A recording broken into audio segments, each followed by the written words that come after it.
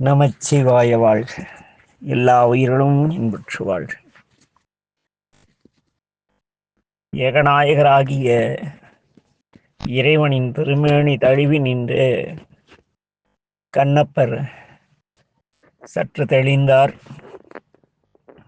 சாமியின் திருமுடியின் மேல் சில பச்சிலைகளும் மலர்களும் இருப்பதைக் கண்டார். ஏன் இவருக்கு இவ்வாறு இருக்கிறது என்று மனதில் எண்ணம் ஓடுகிறது. நம்முடைய திண்ணனின் செயல்களைக் கண்ட நாணன் பதறிப்போனான். ஐயையோ, இந்த குடுமித்தேவரிடம் இவரை நம்முடைய திண்ணனை அழைத்து வந்தது தவறோ? இவர் தந்தையார் கேட்டால் என்ன செய்வார், ஏது செய்வோம், இப்படியாகிவிட்டானே என்று பதறுகிறார். இருந்தாலும் கூட மனதை தேற்றிக்கொண்டு திண்ணனின் அருகில் சென்று திண்ணா என்று அழைக்கின்றார். சற்று நினைவு தெளிந்த திண்ணர் நாணனிடம், நானா, ஏன் இந்த குடுமித்தேவருக்கு இந்த பச்சிலையும் பூவும் வைத்திருக்கிறார்கள்? இதை அப்படி வைப்பது யார் என்று கேட்கிறார்.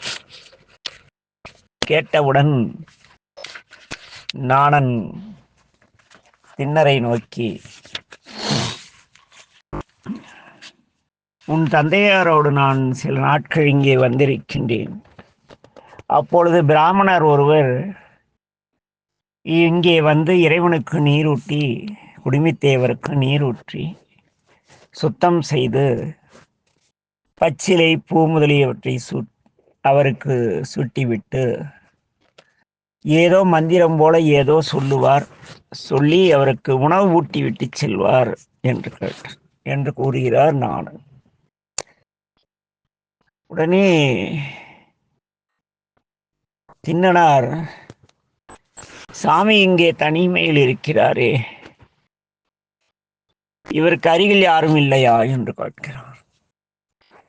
இல்லை, அப்படி யாரும் கிடையாது என்று நாணன் பதிலளிக்க, உடனே திண்ணனார் நாணனை நோக்கி, நானா, நீ புறப்பட்டு வீட்டுக்கு செல். இவர் இங்கே தனியாக இருக்கின்றார். இந்த கானகத்திலோ வனத்திலோ கொடிய விலங்குகள் பல இருக்கின்றன.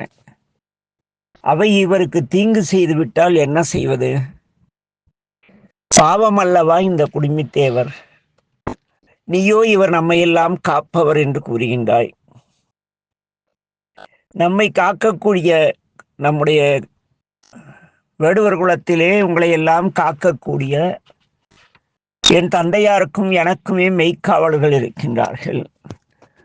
இவ்வளவு பெரிய பரந்த இந்த காலத்தி மலையை பாதுகாக்கும் இவருக்கு ஒரு மெய்க்காவல் கிடையாதா? என்ன கொடுமை இது என்று வினவுகிறார். நாணன் அதற்கு, தின்னா, இவர் எல்லாம் வல்லவர், அவருக்கு அப்படி எதுவும் தேவையில்லை என்கிறார். அவரை பாதுகாத்து கொள்ள அவருக்கு தெரியும், நீ புறப்படு, நாம் செல்லலாம் என்று. ஆனால் திண்ணனார் உறுதியோடு, நானா, குடுமித்தேவரை தனியாக விட்டுவிட்டு நான் வர இயலாது, நான் இங்கே இருப்பேன் என்று அடம் பிடிக்கிறார். சரி, இருக்கட்டும், இந்த சாமிக்கு யாரோ உணவு தருகிறார், யார் என்று தெரியவில்லை. நாமும் காலையில் அவர் வந்து சாமிக்கு உணவளித்து சென்றார், இரவாகின்றிருக்கிறது, அவருக்கு பசிக்குமே, சரி நாம் போய் உணவு தேடி வருவோம் என்று மீண்டும் சென்று அந்த சுற்ற பன்றி இறைச்சி இருக்கிறது அல்லவா, அதை கொண்டு வந்து, சாமி தாங்கள் சாப்பிடுங்கள் என்று அவரிடம் கேட்கிறார், குடுமித்தேவரிடம். குடுமித்தேவர் அமைதியாக இருக்கிறார். சரி, நாம் அருகில் இருப்பதால் நம் அரச குடும்பத்திலே நாம் உணவருந்தும் போது பிறர் இருந்தால் உணவருந்த மாட்டோம், அப்படி இவரும் இந்த காலத்தி மலைக்கு அரசர் தானே என்று சொல்லி, சரி சாமி, நீங்கள் சாப்பிட்டு ஓய்விடுங்கள், நான் உங்களுக்கு காவல் இருக்கிறேன் என்று போய் ஒரு உரமா அமர்ந்து கொள்கிறார். ஒரு நாள் அல்ல, 2 நாள் ஆயிற்று. நாணன் பதறிப்போனான். ஐயையோ, நம் இளவரசருக்கு பைத்தியம் பிடித்து விட்டது போலும். இந்த குடிமித்தேவரையும் பித்தர் என்று கூறுவார்கள். கதை சொல்லும் பெரியோர்கள் இவருக்கு பித்தர் என்று ஒரு பெயர் இருப்பதாக கூறுவார்கள். இந்த குடிமித்தேவருடைய பித்து இவனுக்கு வந்து விட்டதே என்று கவலை அடைகிறார். கவலை அடைந்து அங்கே காடனும் நாணனும் கவலையை பகிர்ந்து கொண்டிருக்கிறார்கள். நேராக காடன் நாணன் இருவரையும் நோக்கி, நாம் ஏன் இவ்வளவு நேரம் சாமிக்கு உணவு படைக்காமல் இருக்கிறோம்? படைத்து விடலாமே என்று கேட்கிறார்.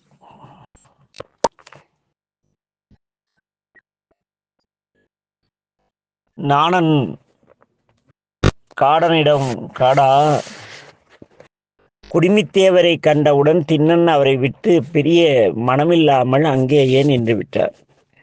இப்போது கூட சாமிக்கு உணவு எடுத்து செல்லவே வந்துள்ளார் என்று கூறுகிறார்.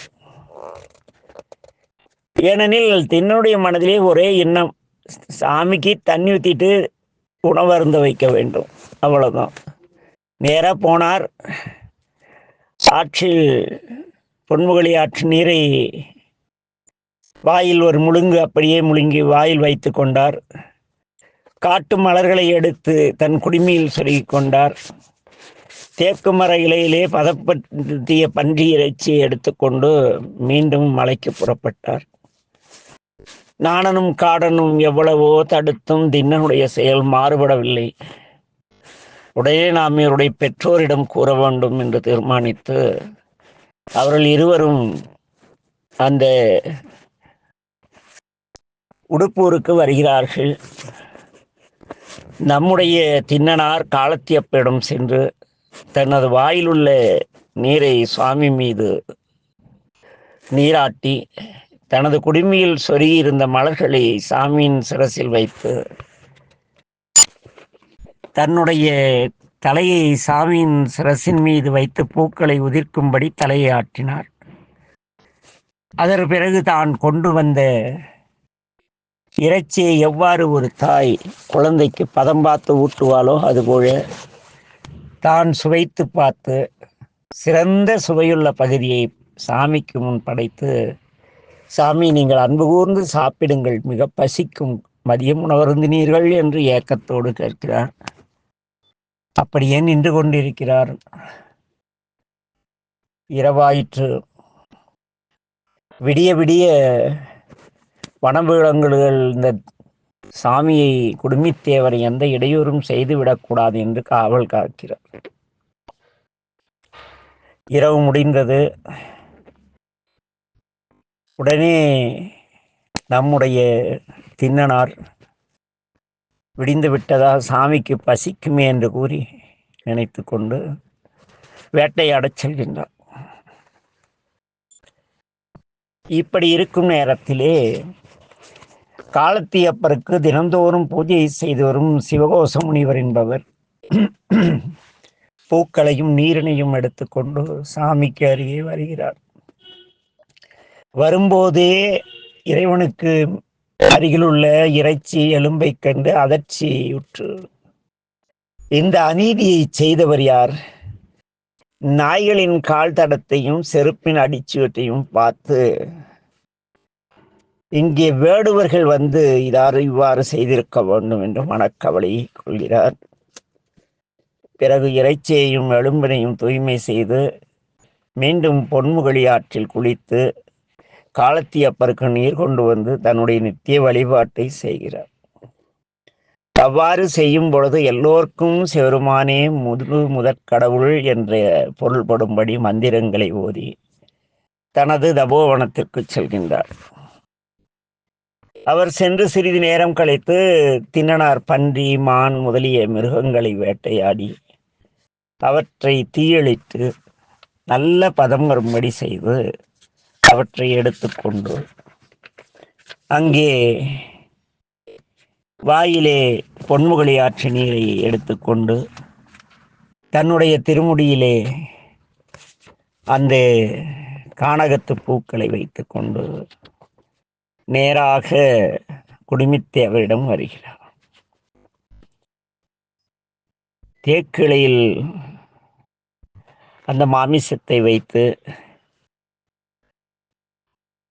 அதன் மீது தேன் ஊற்றி முன்பு போலவே நீரும் மலரும் எடுத்துக்கொண்டு திருக்காலத்தி மலை மீது ஏறி சாமி முன் சென்கிறார்.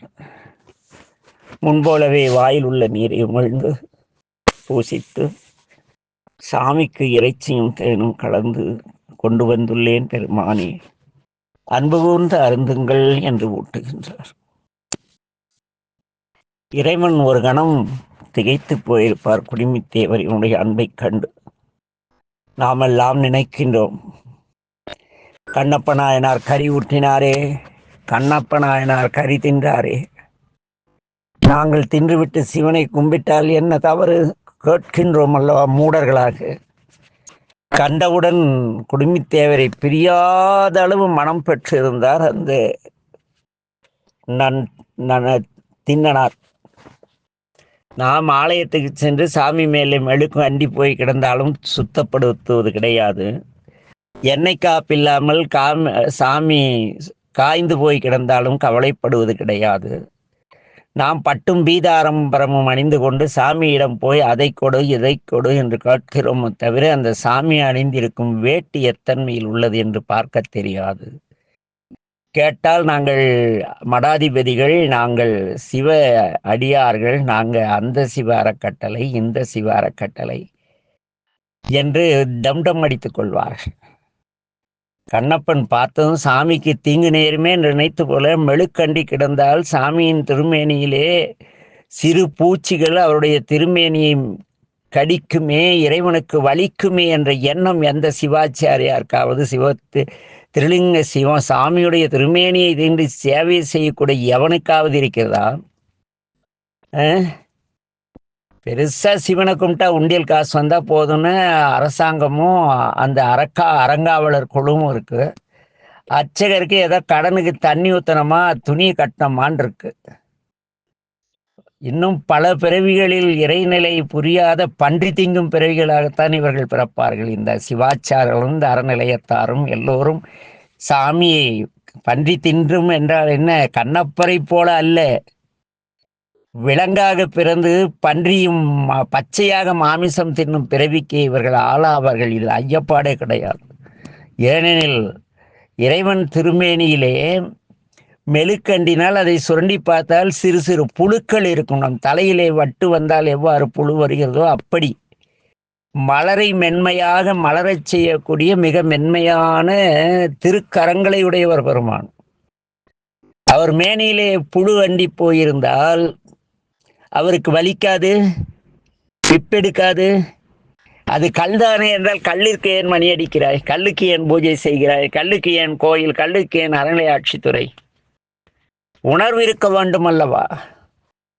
ஆதீனங்கள் எதற்கு? எத்தனை ஆதீனம் கருவறையிலே இருக்கிற சாமி மேல் எவ்வளவு அழுக்கு இருக்கிறது என்று பார்க்கிறார்கள்.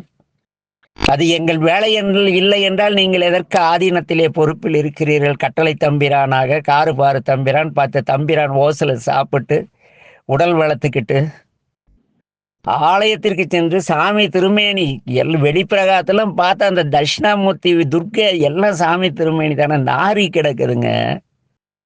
அப்படியே எண்ணெய் படிஞ்சு போன இத்து போன துணியை கட்டிட்டு இருக்குது இந்த திருமேனிகள். இறைவன் என்ன கொடுமை இது!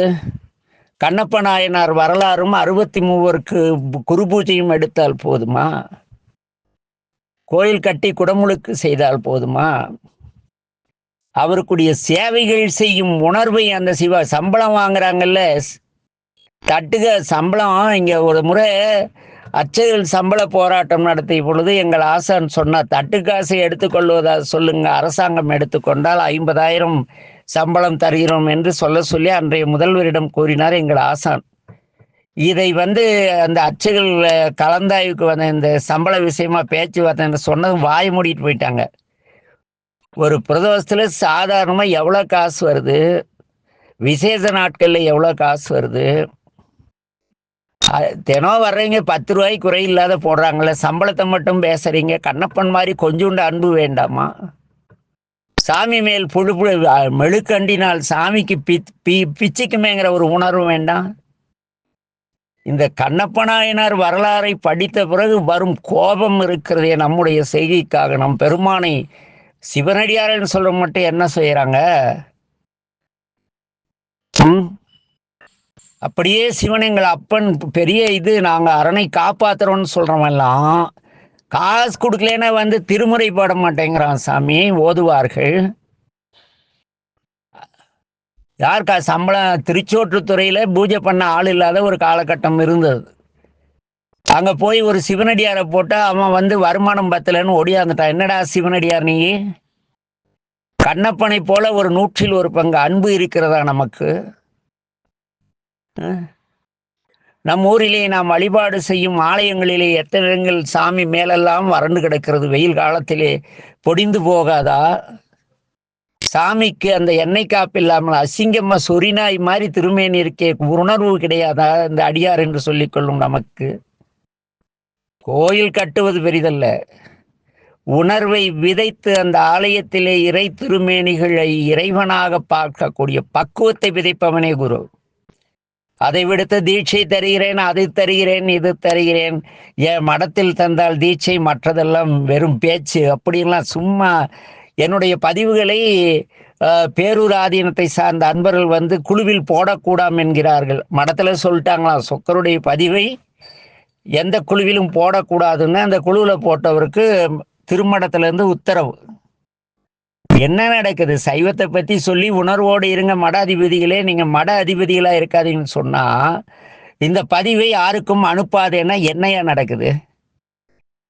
இங்கே வந்து கதை சொல்ல இந்த பெரிய புராணத்தை அடியேன் எடுக்கவில்லை. அந்த கதையில் வாழ்ந்த அந்த அன்பு உள்ளங்களை, அந்த உள்ளமே இல்லாமல் நாம் சிவனடியார் என்று சொல்வதால் எவ்வளவு கொடுமை என்பதை நாம் உணர்வதற்காகவே இந்த இடையில் சில வார்த்தைகள். அது இருக்கட்டும், அங்கே போவோம். கண்ணதோ வந்து கொண்டிருக்கிறார். சிவகோசரியார் மேலே செல்கிறார். 2ஆம் நாளும் அதே போல மாமிச துண்டுகள் இறைவன் திருமேனியிலே எலும்பெல்லாம் கிடக்கிறது. ஒரு வேடுவர் வந்து போன அடையாளம் இருக்கிறது. அவரால் தாங்க இயலவில்லை. ஏனெனில் அந்த சிவாச்சாரியா, அந்த அன்பர், அந்த சிவகோசரியார் அன்பின் மிக்கார். ஐயோ நம் பெருமானுக்கு இப்படி ஆகிவிட்டது என்று பதறுகிறார். என்ன பதறுகிறார்? 1 நாள் 2 நாள் அல்ல, இந்த 5 நாட்களாக தூய்மை செய்து செய்து வைக்கிறோம். எவனோ ஒரு பாவி சாமியின் மேல் இவ்வாறு செய்கிறானே, இறைவா, இவ்வாறு அசுத்தம் செய்பவன் எவன் என்று அறிய முடியவில்லை. அவன் யாராக இருந்தாலும் திருவருளாலே அவனை ஒழித்து கட்டுங்க, அவனை கொன்னு போடுங்கிறார் சிவகோசரியார். அந்த சிவகோசரியாருக்கு வந்த கோபம் சிவலிங்கத்தை தொட்டு அதற்கு மாலை மரியாதை அதற்குரிய பாங்கிலே வைத்திருக்காத ஒவ்வொரு சிவாச்சாரருக்கும் வந்தால் ஒரு ஆலயம் வீண் போகாது. சிவனை தவிர எவனுக்குமே, எந்த அதிகாரிக்கும் அர்ச்சகர் பயப்பட மாட்டார்கள். இங்கே கூலிக்கு மாரடிக்கும் கும்பல் தான் இங்கே குருக்களாகவும் பட்டர்களாகவும் சிவாச்சாரர்களும் இருக்கிறார்களே தவிர ஆத்மார்த்தமாக சேவை செய்யும் மிக அரிதில் காணாமல் போனார்கள், மிக அரிதாக இருக்கின்றார்கள். இந்த சிவகோசரியாரை போன்ற நீ சிவாச்சாரியார் குருக்கள் கூட சிவனை கும்பிட்டா சிவாச்சாரம் போட்டுக்கிறதெல்லாம் பெரிய விஷயம் கிடையாது. சிவருமானுக்கு ஒரு மேலே எண்ணெய் காப்பு இல்லைன்னா போய் எண்ணெய் இல்லை நல்ல எண்ணெயா வாங்கிக்கூடிய எண்ணெயா கெமிக்கல் கேட்கணும், தில் இருக்கணும். இல்லைன்னா சிவருமான்கிட்ட போய் சாமி இந்த நிர்வாகம் வந்து உங்களுக்கான பணிவிடைகள் செய்ய எனக்கு பொருளை தர மறுத்து உங்களை இப்படி அசிங்கப்படுத்துகிறார்கள், அந்த நிர்வாகம் அழியட்டும் என்று இறைவனிடம் கேட்கும் தில் இருக்கணும். இல்லைன்னா வந்து பூஜை பண்ணக்கூடாது, சிவாச்சாரம் இருக்கக்கூடாது. அடியார்களுக்கும் அப்படி தான். வெளியேருந்து கும்பிட்டு பூமாலை போட்டு கொண்டு வந்துட்டீங்க, உள்ள சாமி என்ன கொடுமையில எவ்வளோ புழுக்கடியில் எத்தனை நாட்டத்தில் கருவறைக்குள்ள பூந்து பாருங்க தெரியும். அபிஷேகம் பண்ணி உள்ள சுத்தமாக கழுவுறது கூட கிடையாது. என்னடா பெருமான் நறுமணங்களை உருவாக்கக்கூடிய பெருமான் நாரி கிடக்கிறார் உணர்வோடு அந்த நிர்வாகத்தையும் அந்த ஊழியரும் கண்டிக்கும் திறன் இல்லை என்றால் தயவு செய்து இந்த கண்ணப்பருடைய என்னுடைய பதிவை நீங்கள் இதற்கு மேல் தொடர்ந்து கேட்காதீர்கள். ஏனெனில் அந்த சிவகோசரியாருக்கு வந்த கோபம், சிவபெருமான் இப்படி இருக்கிறாரே, இவர் அசிங்கப்பட்டு இருக்கிறாரே, நல்ல ஆடையற்று இருக்கிறாரே, இத்து போன வேட்டி, எண்ணெய் பிசுக்கான வேட்டி நாம் கட்டுவோமா, சாமிக்கு கட்ட சொல்லி நிர்வாகம் சென்று கோபம் வந்தால்தான் அவர் சிவாச்சாரியர். இல்லை என்றாலும் சும்மா டம்மி பீஸ் எல்லாம் கூலிக்கு மாலை அடிக்கிறது, டுபாக்கூருங்க. ஆக என் அன்பின் உறவுகளே, இங்கே சிவகோசரியார் கடுமையாக இறைவனிடம் முறையிடுகிறார். இறைவா, இந்த அசுத்த செயலை உண்மை தூய்மை கிடச் செய்பவன் எவனாக இருந்தாலும் அவனை கொன்று போடு அப்படிங்கிறார். சொல்லி அழுது கதறி, பெருமானே இதற்கு ஒரு விடிவு காட்ட வேண்டும் என்று கூறி அன்று இரவு வீட்டில் போய் தூங்கிட்டு இருக்கார் சிவகோசரியார். அவருடைய கனவிலே சிவபெருமான் தோன்றுகிறார். தோன்றி, சிவகோசரியாரே, இதை செய்பவன் ஒரு வேடுவன், அவன் என் மீது கொண்ட அன்பை தவறாக கருதாதே. அவனுடைய காலில் செருப்பணிந்த கால்கள் என் மீது படும் பொழுது முருகப்பெருமான் தீண்டுவது போல இருக்கிறது. அவன் வாயில் இருந்து என் மீது நீரை உமிழும் பொழுது அது உலகத்தின் மிக புனிதமான தீர்த்தத்தை விட சுகமாக எனக்கு இருக்கிறது. அவனுடைய செயல்கள் எல்லாம் நற்செயல்களே. அவன் அன்பை நீ தவறாக கருதாதே. அவனுக்கு தெரிந்ததை செய்கிறான். அவனுடைய நற்செயல்களை கேள். அவனுடைய வடிவமெல்லாம் என் மீது கொண்ட அன்பு. அவனுடைய அறிவெல்லாம் என்னை மட்டுமே அறியும் அறிவு. அவனுடைய செயலெல்லாம் என்னை பாதுகாக்க வேண்டும் என்பதிலே இருக்கிறது. அவன் செய்கின்ற ஒவ்வொரு அவன் தலையிலே சூடி கொடுத்த அந்த மலர்கள் எனக்கு உவமையில்லாத, உவமை கூற முடியாத அற்புத நறுமணம் உள்ள மலராக இருக்கின்றன. அவன் செயல் எனக்கு மிகவும் இனிமையாக இருக்கிறது. நானும் எவ்வளவோ பேரை சந்தித்திருக்கிறேன். இந்த திண்ணனை போன்ற, இந்த வேடுவனை போன்ற அன்பையும் என்பால் உள்ள அக்கறையையும் என்னை பாதுகாக்க வேண்டும் என்ற எண்ணமும் கொண்ட ஒருவரை கூட யாம் காணவில்லை சிவகோசரியாரே. எனக்கு அவன் செய்வது அனைத்தும் மிகவும் பிடித்திருக்கிறது என்பதை நீ அறிவாயாக. இன்னொன்று கூறுகிறேன் கேள். நாளை நீ வந்து நமக்கு பூஜைகள் செய்து முடித்து மறைந்திரு. அப்போது அந்த திண்ணன் என்ற வேடுவன் என்னிடத்து கொண்ட அன்பை நீ காண்பாய் என இறைவன் குரல் தழுதழுக்க பெருமான் சிவகோசரியாரிடம் கூறுகிறார். கண்டிப்பாக அப்படித்தான் கூறியிருப்பார். ஏனெனில் அவருடைய அந்த திண்ணனாரினுடைய அன்பை காணும் பொழுது நமக்கே இவ்வளவு பற்றும் கோபமும் ஒரு ஆற்றாமையும் வருகிறதே. அதை அனுபவித்து அனுபவித்து ஏற்றுக்கொண்ட பெருமானுக்கு எப்படி குரல் தழுதழுத்திருக்கும் அல்லவா? நாமும் சிவனடியார் என்கிறோம், சிவ ஆச்சாரியார் என்கிறோம், குருக்கள் என்கிறோம், பட்டர் என்கிறோம். சாமி மேல இருக்கிற அழுக்கு அவருக்கு வந்து பிப்பெடுக்குமேங்கிற உணர்வு இருக்கா நம்மளுக்கு? சாமி, நீ பட்டு வேட்டி கட்டிட்டு போய் அழுக்கு வேட்டி கட்டின சாமி கிட்ட அதை கூட இதை ஒன்று கேட்கிற வெக்கமா இல்லை நம்மளுக்கு? ஆகையின் அன்பின் உறவுகளே, இறைவனை இறைவனாக பார்க்க வேண்டும், கல்லாக பார்க்க கூடாது. கண்ணப்பன் பார்த்தான், அவருக்கு கண்ணிலே தெரியல, சிவலிங்கமே தெரியல. குடிமித்தேவர் தான் இது தெரிந்தார். குடிமித்தேவா, உன்னை விலங்குகள் அடித்து விடுமோ, உனக்கு பசிக்குமே, அது இதுன்னு ஒரே அந்த ஒரு குழந்தை பிறந்த பிறகு அந்த குழந்தையை வளர்க்க அந்த பார்த்து அந்த குழந்தைக்கு பால் கொடுத்து அரவணைத்து அதை அப்படியே ஒரு பற்றி கொண்டு அன்போடு இருப்பாளே அந்த தாய், அந்த நிலையிலே திண்ணன் அங்கே வாழ்ந்தார் என்று கதையடித்து விட்டு நம்மூர் கோயில்ல சாமியுடைய திருமேனி எப்படி இருக்குது, இப்படி இருக்கேன்னு கூட கவலைப்படாத நம்மெல்லாம் திருநீரும் ருத்ராட்சமும் தீட்சையும் பற்றி என்ன பயன்? மடாதிபதியாக இருந்து என்ன பயன்? இல்லை அறக்கட்டளை அறங்காவலராக இருந்து என்ன பயன்? அறநிலை ஆட்சித்துறையாக இருந்து என்ன பயன்? உணர்வினால் பயின்றேத்தி என்றும் திருமுறை. உணர்வினால் பயின்றேற்றுங்கள். உங்களுடைய ஆலயத்தில் குருக்கள் என்னால் இயலவில்லை என்று சொன்னால், ஐயா நாங்கள் தண்ணீர் கொண்டு வந்து தருகிறோம், அல்லது வெளிப்பிரகாரமெல்லாம் நாங்கள் தூய்மை செய்கிறோம், கருவறையை மட்டும் நீங்கள் பார்த்துக்கொள்ளு என்று பேசுங்கள். ஏனெனில் நம்முடைய ஆகமங்களிலே இறைவனை தொடக்கூடிய உரிமை 3 பேருக்கு தரப்பட்டுள்ளது. குறிப்பாக 3 பேருக்கு. ஒன்று அரசன், இரண்டாவது சிவன் அடியார், மூன்றாவது தான் இந்த குருக்கமாறு சிவாச்சார் அவங்க இவங்க எல்லாம். நீங்கள் அந்த நெறியில் நிற்க ஒழுக்கமாக இருந்து திருநெல்வேலி அணிந்து பிறர் பழியா வண்ணம் ஒழுக்க வாழ்க்கையில் இருப்பீர்களால் இறைவன் நீங்கள் கேட்டால் உங்களுக்கு சேவை தருவார். முயற்சிப்போமா? அங்கே பாவம் தின்னர் மறுபடியும் சாமிக்கு உணவு தேடி புறப்பட்டு விட்டார். இன்னும் அவருக்கு அமுது பாலித்து இரவு விடிய விடிய தின்னர் காவல் காக்கட்டும். அதுவரை நாம் வழக்கம் போல நம் பிழைப்பை பார்ப்போம். கவலை எதுக்கு நமக்கு? சாமி எக்கேடு கட்ட என்ன? நமச்சிவாய வாழ்க. எல்லா உயிர்களும் இன்புற்று வாழ்க. திருச்சிற்றம்பலம்.